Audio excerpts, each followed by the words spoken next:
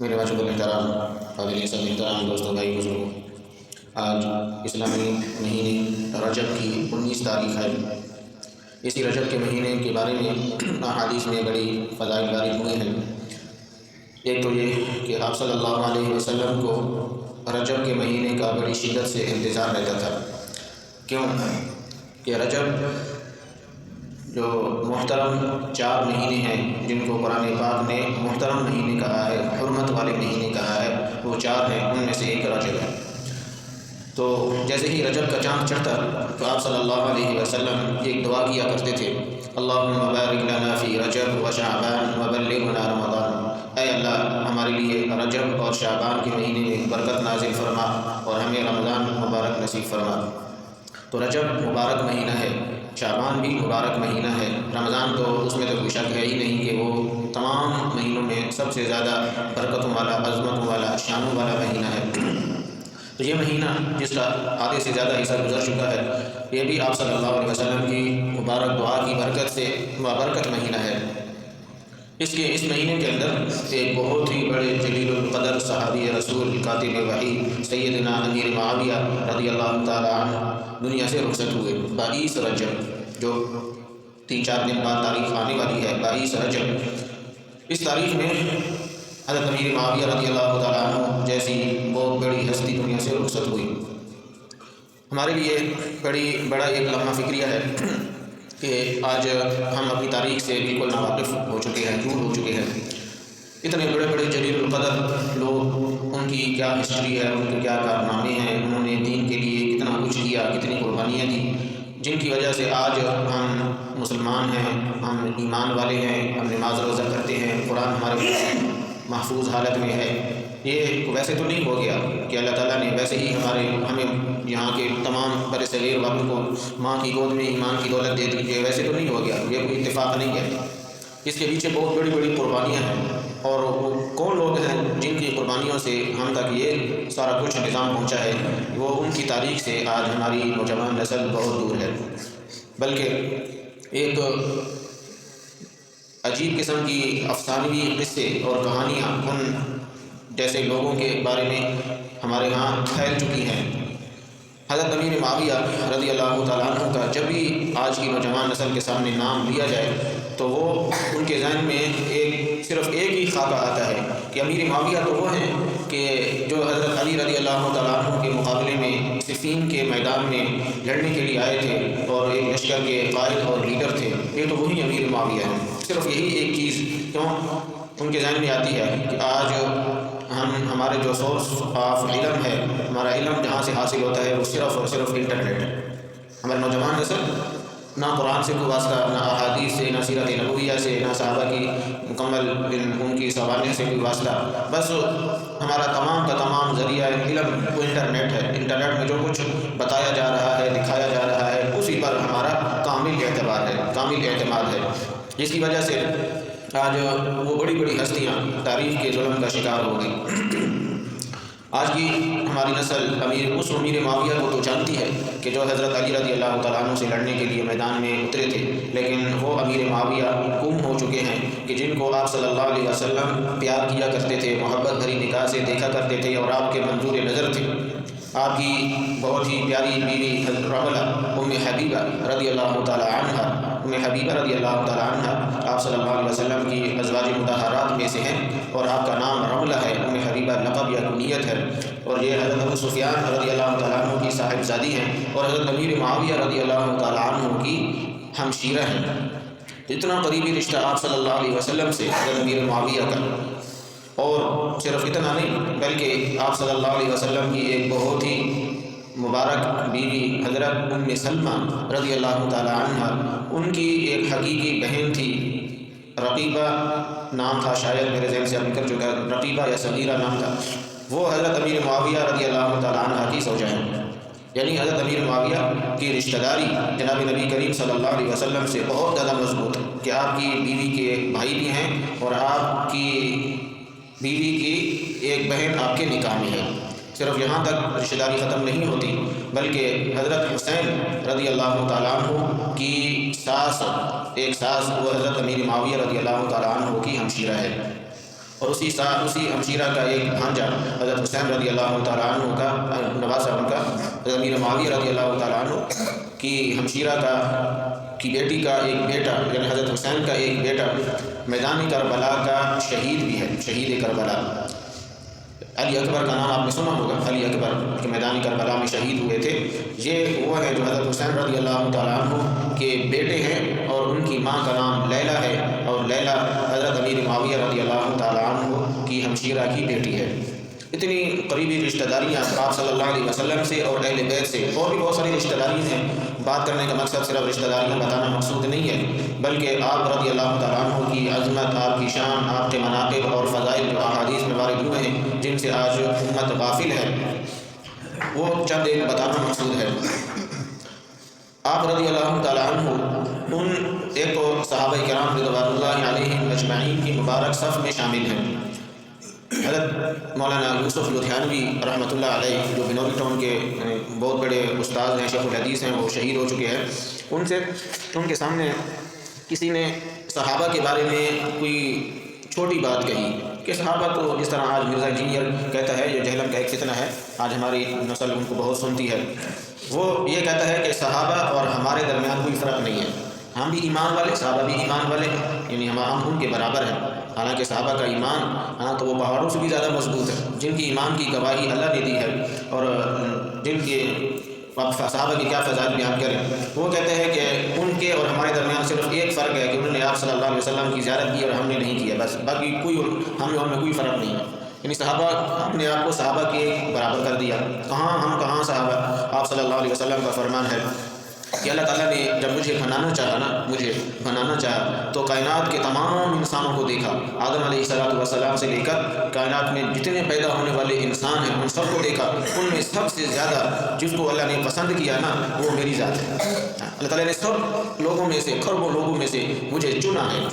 یعنی اس وجہ سے آپ صلی اللہ علیہ وسلم کا ایک لقب مصطفیٰ ہے۔ مصطفیٰ مانا چنا ہوا، مجتبیٰ مانا بھی چنا ہوا، چھانٹا ہوا، تمام کائنات میں سے چھانٹا ہوا۔ اگر آپ کوئی کہے کہ وہ بھی انسان ہم بھی انسان تو ہم اس میں برابر ہو گئے، تو یہ بہت چھوٹی بات ہے، یہ بہت چھوٹی بات ہے۔ تو پھر آپ صلی اللہ علیہ وسلم نے فرمایا کہ جس طرح اللہ تعالیٰ نے مجھے تمام کائنات میں سے چھانٹا ہے، چنا ہے، اسی طرح اللہ تعالیٰ نے میرے ساتھیوں کو، میرے صحابہ کو بھی تمام کائنات کے انسانوں میں سے چھانٹا ہے۔ ان اللہ اختار علی واختار علی اصحابی، اللہ تعالیٰ نے مجھے بھی چنا ہے اور میرے لیے میرے ساتھیوں کو بھی چنا ہے۔ پھر آپ نے فرمایا کہ اللہ تعالیٰ نے مجھے چنا اور میرے ساتھیوں کو چنا، اور میرے ساتھیوں میں سے بھی اخص الخاص میرے 4 صحابہ کو چنا ہے، جن میں ابو بکر، عمر، عثمان، علی، یہ 4 صحابہ تمام صحابہ میں بڑا مرتبہ اور بڑا مقام رکھتے ہیں۔ تو عام صحابی، عام انسان اور صحابی یہ کبھی بھی برابر نہیں ہو سکتے ہیں، کبھی بھی برابر نہیں ہو سکتے۔ تو مولانا یوسف لدھیانوی رحمۃ اللہ علیہ نے فرمایا کہ جو کوئی بھی صحابہ کے بارے میں چھوٹی بات کرتا ہے، وہ ایک بات کو سمجھ لے، اچھی طرح سمجھ لے۔ فرمایا کہ تم جتنا مرضی عبادت کر لو، ہواؤں میں اتنی تمہارے اندر پاور آ جائے عبادت کی وجہ سے کہ ہواؤں میں اڑنے لگ جاؤ، آسمانوں تک چلے جاؤ، اور زمین کے چپے چپے کو سجدوں سے بھر دو، تب بھی تم صحابی نہیں بن سکتے۔ جتنا مرضی تم بڑے بڑے کارنامے سر انجام دے دو نا، سب تن من دھن لگا دو، سب کچھ کر دو، اپنے خاندان کو مٹا دو، فنا کر دو اسلام کے لیے، کچھ بھی آپ صحابی نہیں بن سکتے ہیں، صحابی نہیں بن سکتے۔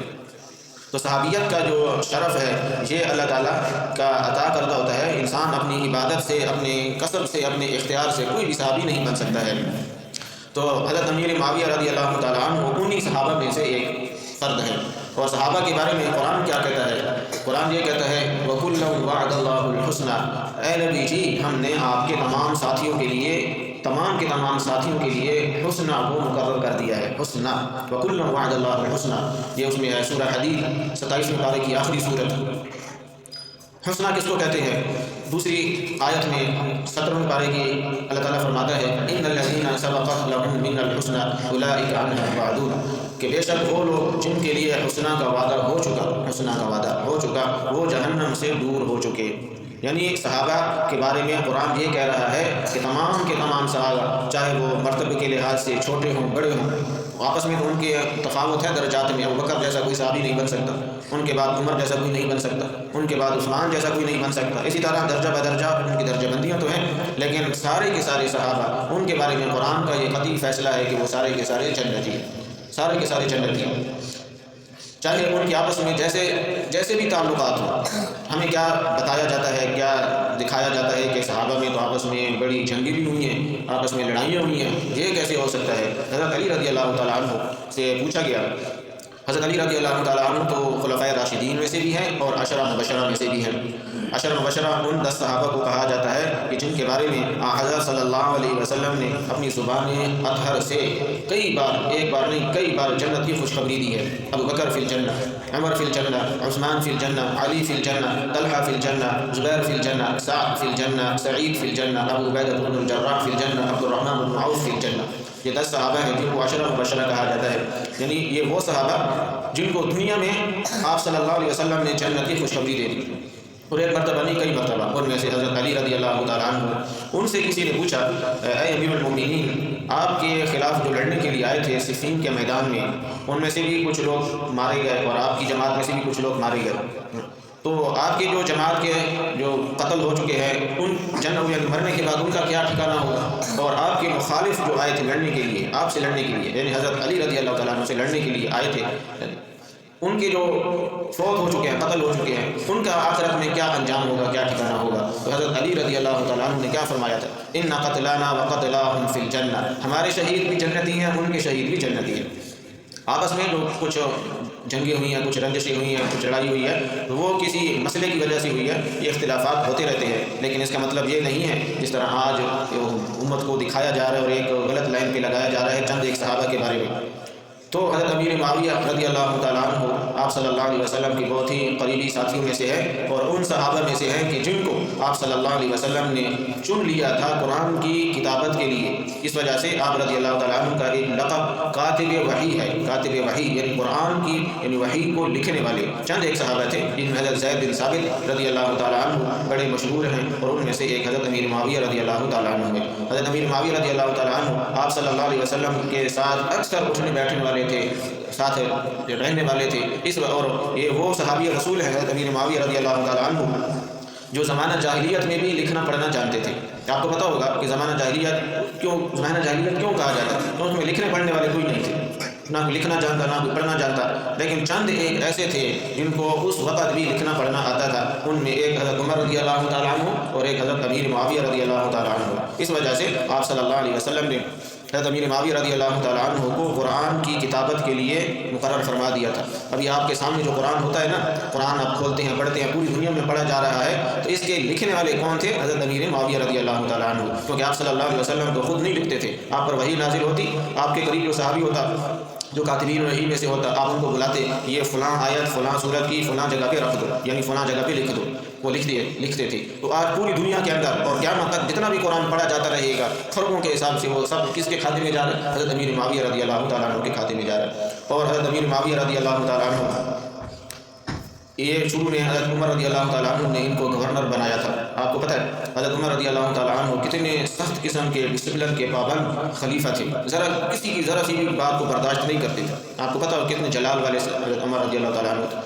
حضرت عمر رضی اللہ تعالیٰ عنہ اتنے جلال والے تھے کہ آپ کے بارے میں ابھی کیا فرمایا کہ جس گلی سے جس راستے سے عمر گزرتا ہے نا، اس راستے سے شیطان کی ہمت نہیں ہوتی ہے کہ وہ جا سکے. اس سے آگے بات ہم کیا کریں؟ اور دوسری حدیث میں آپ صلی اللہ علیہ وسلم کا فرمان ہے، لو کان بعدی نبی لکان عمر، کہ اگر میرے بعد کوئی نبی آنا ہوتا تو وہ عمر ہوتا، لیکن میں آخری نبی ہوں، میرے بعد کوئی نبی نہیں آئے گا، نبوت کا دروازہ بند ہو چکا، اگر آنا ہوتا تو وہ عمر ہوتا. یعنی عمر اس قدر اللہ کو پسند ہے کہ میرے بعد اللہ تعالیٰ عمر کو نبی بنا سکتے تھے، لیکن میرے اوپر نبوت کا دروازہ بند ہو چکا. وہ اتنے ڈسپلن کے پابند. وہ حضرت عمر رضی اللہ تعالیٰ عنہ جب اپنی زمانہ خلافت میں کسی کو امیر مقرر کرتے، کسی کو گورنر مقرر کرتے، تو انتہائی چھانٹ پھٹک کے مکمل تحقیق کر کے ان کو گورنر مقرر کیا کرتے تھے. اور جس گورنر کے بارے میں آپ کو اطلاع ملتی نا کہ وہ گورنر کچھ غلطیاں کر رہا ہے یا کچھ میرے اصولوں سے ہٹ رہا ہے، اس کو فوراً واضح کر دیتے. حضرت عمر کے بارے میں آپ پڑھیں گے احادیث کی کتابوں میں.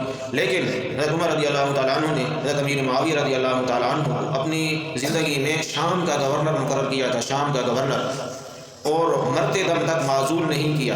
اس سے ایک بہت بڑا ان کا ایک مقام مرتبہ ہمیں ملتا ہے کہ عمر جیسی شخصیت جس آدمی کو گورنر مقرر کر رہی ہے وہ کوئی عام آدمی نہیں ہو سکتا، اور مرتے دم تک اس کو معزول بھی نہیں کیا، بلکہ بعد کے خلیفہ جو ہے حضرت عثمان رضی اللہ تعالیٰ عنہ انہوں نے بھی معزول نہیں کیا، بلکہ اور کچھ علاقے ان کے گورنری میں دے دیے۔ آپ سمجھ رہے ہو کہ کچھ علاقے کچھ دیہات ہوں گے، نہیں، اس وقت حضرت امیر معاویہ شام کے گورنر تھے، اور آج کا شام نہیں، اس وقت شام بہت پھیلا ہوا تھا، اور حضرت عثمان رضی اللہ تعالیٰ عنہ نے ان کی گورنری میں آج کا جو اردن ہے یہ بھی ان کی گورنر میں دیا تھا، آج کا جو دمشق ہے، حمص ہے اور فلسطین ہے یہ بھی ان کی گورنر میں دیا تھا۔ اس لیے آپ اندازہ کریں کہ اسلامی جو سلطنت تھی، ریاست تھی، وہ کس حد تک پھیل چکی تھی کہ ایک گورنر، ہمارے یہاں تو گورنر صرف ایک علاقے صوبہ پنجاب کے گورنر ہے، پنجاب اتنا چھوٹا سا، اس وقت اسلامی ریاست اتنی بڑی تھی کہ اردن جیسا اتنا بڑا ملک، آج جو ملک ہے اردن، فلسطین اور حمص اور دمشق اور اسی طرح افریقہ کے بہت سارے حصے وہ ان کے گورنری میں تھے۔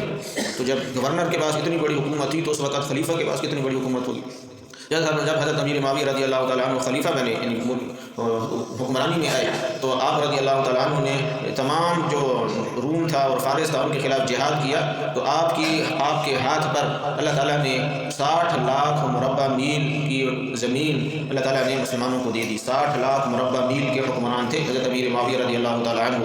اب اسے تو آپ سمجھ سکتے ہیں کہ پاکستان کا کل رقبہ 307,000 مربع میل ہے، 307,000، اور اگر اس کو 60 لاکھ مربع میل سے وہ ضرب تقسیم کیا جائے تو پاکستان اس وقت جو حضرت امیر معاویہ رضی اللہ تعالیٰ عنہ نے جو علاقے فتح کیے تھے اس کے مقابلے میں صرف 6% ہے، صرف 6% پاکستان اتنا بڑا۔ تو یہ حضرت امیر معاویہ رضی اللہ تعالیٰ عنہ ہے، اور حضرت امیر معاویہ رضی اللہ تعالیٰ عنہ کے بارے میں آپ صلی اللہ علیہ وسلم نے ایک دعا دی تھی، ایک نہیں کئی احادیثوں میں دعا وارد ہوئی ہے۔ آپ نے فرمایا اللہم اجعلہ، اے اللہ معاویہ کو بنا دے ہادیاً، ہدایت یافتہ بنا دے، مہدیاً، ہدایت پایا ہوا بنا دے، وہدی بہ، اور اس کے ذریعے سے آگے ہدایت پھیلنے والا بنا دے۔ یہ آپ صلی اللہ علیہ وسلم کی زبان اطہر سے نکلے ہوئے الفاظ ہیں، اور آپ رضی اللہ تعالیٰ عنہ آپ صلی اللہ علیہ وسلم کی خدمت میں بھی اکثر رہا کرتے تھے، آپ کے بال تراشنے کی خدمت بھی امیر معاویہ رضی اللہ تعالیٰ عنہ کے پاس تھی۔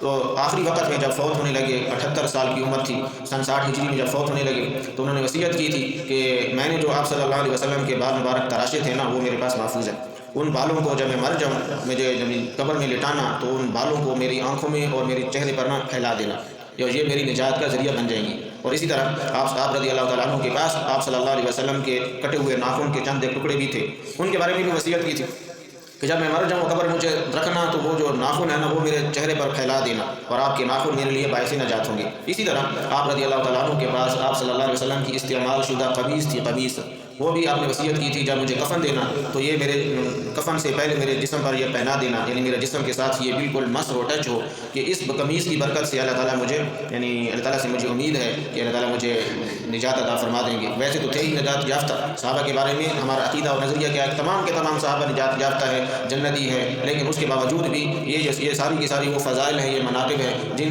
جن سے یہ بات بالکل واضح ہو جاتی ہے کہ حضرت امیر معاویہ اور اسی طرح باقی جو اصحاب ہیں ان کے بارے میں ذرا برابر بھی شک کرنا، ان کے بارے میں کیچڑ اچھالنا، ان کی عزت پر ایسی کوئی بات کرنا، ان کا مقام اور مرتبہ کم کرنے کی کوشش کرنا، یہ بہت بڑی جہالت کی بات ہے، بہت بڑی جہالت کی بات ہے۔ اللہ تعالیٰ ہمیں تمام صحابہ کرام کے نقش قدم پر چلنے کی اور ان کی محبت عطا فرمائے، ان کی عظمت